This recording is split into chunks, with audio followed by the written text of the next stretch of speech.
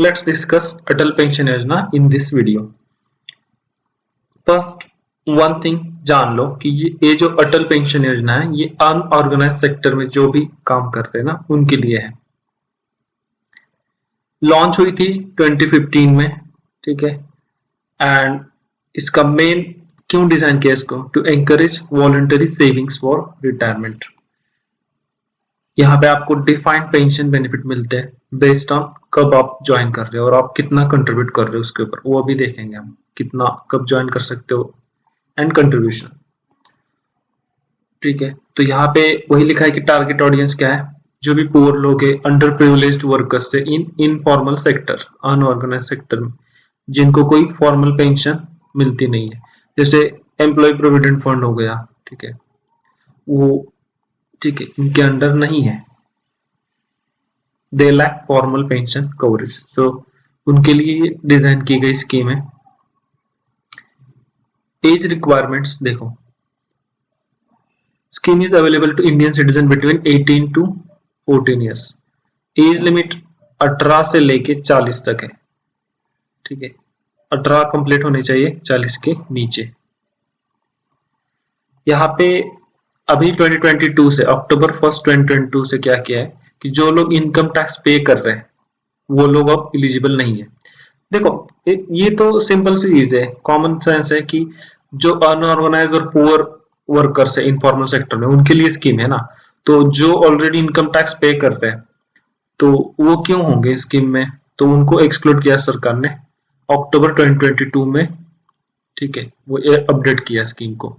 तो income tax payers are no longer eligible to join the scheme. Bank account mandatory है क्योंकि जो आपका ऑटो डेबिट फैसिलिटी है, मंथली कंट्रीब्यूशन जो कट होगा तो बैंक अकाउंट से ही होगा ना, जो भी कट हो रहा है आपका 200 300 जो कितना कट होता है अभी देखते हैं। तो पेंशन बेनिफिट यहाँ पे डिफाइन है, ये इंपॉर्टेंट चीज है। एनपीएस जो है ना वो मार्केट लिंक्ड है, मतलब कितना पेंशन मिलेगा वहां पे फिक्स नहीं है, जितना आप कंट्रीब्यूट कर रहे हो, जितना मार्केट से रिटर्न मिल रहा है उसके ऊपर डिपेंड है कि आपको कितना पेंशन मिल रहा है।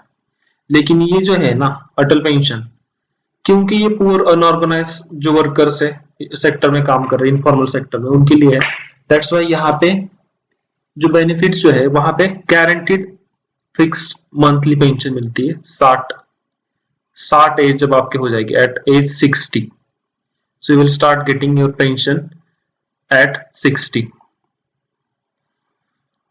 And what is the pension, कितनी पेंशन मिलती है, तो यहाँ पे ऑप्शंस दिए हैं, 1000 रुपए मिल सकती है, 2000, 3000, 4000 या 5000।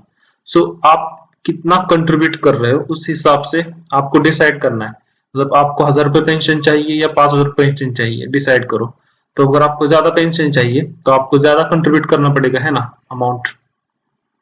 तो अभी देखते हैं कितना कंट्रीब्यूट करना पड़ता है। तो मिनिमम कंट्रीब्यूशन पीरियड है 20 ईयर्स, कम से कम 20 ईयर्स आपको कंट्रीब्यूट करना पड़ेगा, ज्यादा भी कर सकते हो, ठीक है, लेकिन कम से कम 20 ईयर्स। जैसे 20 की एज में ज्वाइन किया तो आपको 20 ईयर मतलब 40 तक कंट्रीब्यूट करना पड़ेगा, और आपको पेंशन मिलेगी जब आप 60 एज के हो जाओगे, 60 ईयर्स, ठीक है, जब हो जाओगे तब आपको पेंशन मिलना स्टार्ट हो जाएगी। Then see monthly contribution, if you are joining at 18 के एज में आप ज्वाइन कर रहे हो और आपको सपोज 1000 रुपए पेंशन चाहिए मंथली, जब आप 60 के हो जाओगे तब आप चाहते हो कि आपको 1000 रुपए पेंशन मिलनी चाहिए, तो आपको 42 रुपीज मंथली इन्वेस्ट करना पड़ेगा। If you want 5000 rupee as monthly pension, अगर चाहते हो कि 5000 रुपए पेंशन मिले आपको, ठीक है, तो आपको 210 रुपए, ऑफकोर्स ज्यादा पेंशन चाहते हो तो ज्यादा कंट्रीब्यूशन करना पड़ेगा। सेम देखो, अगर एज आपका आप 40 की एज में ज्वाइन कर रहे हो, मतलब आपने अभी तक स्कीम ज्वाइन नहीं की, ठीक है, if you are 40 and if you want to join the scheme then you can join the scheme, लेकिन if you want 1000 rupees pension at 60 then you have to pay 291 rupees as a contribution. And 500 रुपए अगर आपको pension चाहिए retirement के as में तो 1454 आपको इतना कंट्रीब्यूट करना पड़ेगा मंथली।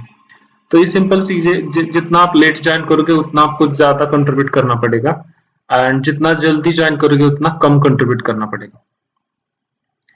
पेमेंट फ्रीक्वेंसी, अब ये जो कंट्रीब्यूशन आपका कट होगा तो वो कब कट होगा, मंथली कट हो सकता है, क्वार्टरली या हाफ ईयरली भी हो सकता है।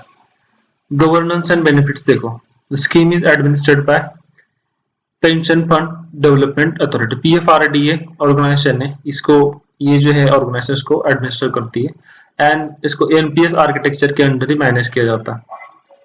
तो यहाँ पे इंपॉर्टेंट पॉइंट ये है फैमिली सिक्योरिटी, सब्सक्राइबर की अगर डेथ भी हो जाती है ना तो उसके स्पाउस जो है उसको सेम पेंशन मिलती है। ठीक है, सपोज किसी ने कंट्रीब्यूट करता गया लेकिन 60 के बाद सपोज कुछ 5 साल बाद उसकी डेथ हो गई, तो वो जिसको उसको जो भी पेंशन मिल रही है ना, सपोज 500 रुपए मिल रही है, तो सेम पेंशन उसके डेथ के बाद उसके हस्बैंड या वाइफ जो भी है उसको मिलती रहेगी। एंड सपोज दोनों की डेथ हो गई, upon the death of both, जो भी पेंशन अक्यूमुलेटेड कॉर्पस है वो उनके नॉमिनी को मिलेगा। यहाँ पे टैक्स इंसेंटिव भी दिया है under section 80 of income tax act, जहां पे एलिजिबल है वहां पे you are qualified for tax deduction. अब आपको अगर एग्जिट करना है सपोज एट एज 60, मतलब 60 आप हो गए, आप 60 एज हो गई, तो subscriber exit the scheme and full pension पे आउट बिगिन, मतलब गारंटीड लाइफ लॉन्ग पेंशन आपको मिलेगी 60 के बाद। ठीक है, एंड 60 से पहले आप एग्जिट नॉर्मली नहीं कर सकते। यहाँ पे exit is generally only permitted in case of death और टर्मिनल इलनेस, अगर डेथ हो जाती है या फिर कुछ टर्मिनल इलनेस की केस है तो उसी केस में ओनली आप एग्जिट कर सकते हो। कितना कर सकते हो, मतलब जो भी आपने कंट्रीब्यूट किया है उतना आपको इंटरेस्ट के साथ जो भी इंटरेस्ट है उतना मिलेगा। वॉलेंटरी एग्जिट, हाँ वही है कि अगर सपोज डेथ भी नहीं या फिर ये केस भी नहीं है फिर भी आपको एग्जिट करना है तो उस केस में कर सकते हो, लेकिन आपको सिर्फ अपना अपना कंट्रीब्यूशन मिलेगा वापस, जो भी आपने लाइफ टाइम कंट्रीब्यूट किया है उतना प्लस जो भी इंटरेस्ट है, स्टैंडर्ड इंटरेस्ट रेट उस हिसाब से कैलकुलेट होकर आपको मिलेगी। जो भी गवर्नमेंट कंट्रीब्यूशन है, मतलब ये जो जब स्कीम आई थी नई नई 2015 में, तो उस टाइम सरकार ने इसको प्रमोट करने के लिए बोला था कि हम भी कंट्रीब्यूट करेंगे, सरकार भी कंट्रीब्यूट करेगी। तो उस टाइम जिन्होंने ज्वाइन किया है और 60 से पहले ही छोड़ रहे हैं तो उनको गवर्नमेंट ने जो भी कंट्रीब्यूट किया है वो पैसा नहीं मिलेगा, जितना उन्होंने खुद ने कंट्रीब्यूट किया उतना ही मिलेगा। एंड अभी देखो रिसेंट अपडेट्स क्या है कि इसको रिसेंटली अभी 2031 तक कैबिनेट ने क्या है अप्रूवल दे दिया कि ये कंटिन्यू रहेगा अप टू फाइनेंशियल ईयर 2030-31। अब कुछ फैक्ट है कि इतने 8.66 करोड़ सब्सक्राइबर्स ने अब तक इसको ज्वाइन किया है एंड 48% ऑफ ऑल सब्सक्राइबर्स कौन है, वुमन है, तो वुमन का अच्छा खासा पार्टिसिपेशन है इसमें। एंड फाइनेंशियल ईयर 24-25 में जो भी नए सब्सक्राइबर है उसमें से 55% कौन है, तो वुमन है। ठीक है, सो ये है अटल पेंशन योजना। यहाँ पे इंपॉर्टेंट चीज ये याद रखना कि अनऑर्गेनाइज सेक्टर में जो पुअर अंडर प्रिविलेज वर्कर है उनके लिए है, ये एज लिमिट याद रखो 18 से 40 तक। ठीक है, पेंशन कितने टाइप की मिलती है, ये 1000, 2000, 3000, 5 टाइप की पेंशन मिल सकती है डिपेंडिंग ऑन आप कितना कंट्रीब्यूट कर रहे हो उसके हिसाब से आपको ये ऑप्शंस आपके पास है।